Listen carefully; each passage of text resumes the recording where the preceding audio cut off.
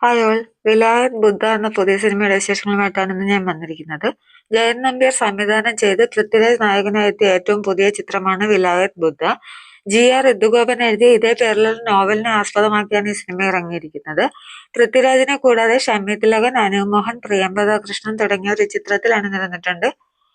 ഇനി സിനിമയെ പറ്റി പറയുകയാണെങ്കിൽ ഒരു ചന്ദനമരത്തെ ചുറ്റിപ്പറ്റിയുള്ള സംഭവങ്ങളൊക്കെയാണ് ഈ സിനിമയിലുടനീളം പറയുന്നത്. എന്തെങ്കിലും കൂടുതലായിട്ട് കുറച്ച് സ്പോയിലർ ആയി പോകും, അതുകൊണ്ടാണ് അങ്ങനെ പറഞ്ഞത്. രണ്ടുപേർ തമ്മിലുള്ള ഈഗോ എന്തൊക്കെ പ്രശ്നങ്ങൾ ഉണ്ടാക്കുമെന്ന് ഈ സിനിമ കാണുമ്പോൾ നമുക്ക് ഏകദേശം ഒരു ഐഡിയ കിട്ടും. ചെറിയ രീതിയിലുള്ള ഒരു ലാഗ് ഫസ്റ്റ് ഹാഫിൽ ഫീൽ ചെയ്തു.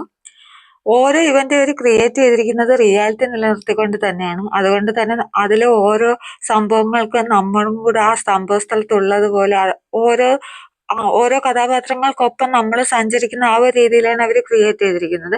എന്തായാലും എനിക്ക് ഒത്തിരി ഇഷ്ടപ്പെട്ടു. ചില സീനുകൾ കാണുമ്പോൾ അറിയാതെ നമ്മുടെ കണ്ണ് നിറയും, ചില സീനുകൾ കാണുമ്പോൾ ഒരു രോമാഞ്ചം തോന്നും.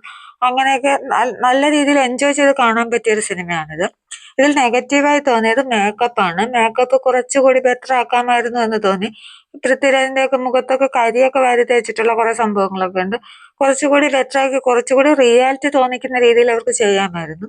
അതുപോലെ തന്നെ ക്ലൈമാക്സ്.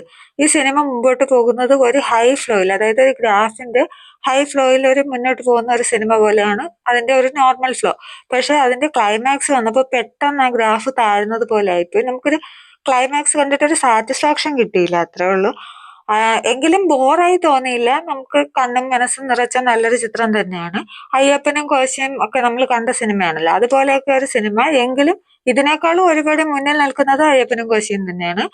എന്തായാലും തിയേറ്ററിൽ നല്ല എക്സ്പീരിയൻസ് കിട്ടുന്ന നല്ലൊരു സിനിമ തന്നെയാണ്. നിങ്ങൾ ആരെങ്കിലും കണ്ടവരുണ്ടെങ്കിൽ അഭിപ്രായം പറയുക. എനിക്ക് എന്തായാലും ഒത്തിരി ഇഷ്ടപ്പെട്ടു. അപ്പൊ അടുത്തൊരു സിനിമയുടെ വിശേഷങ്ങളുമായി വീണ്ടും കാണുന്നത് വരെ ബൈ ബൈ.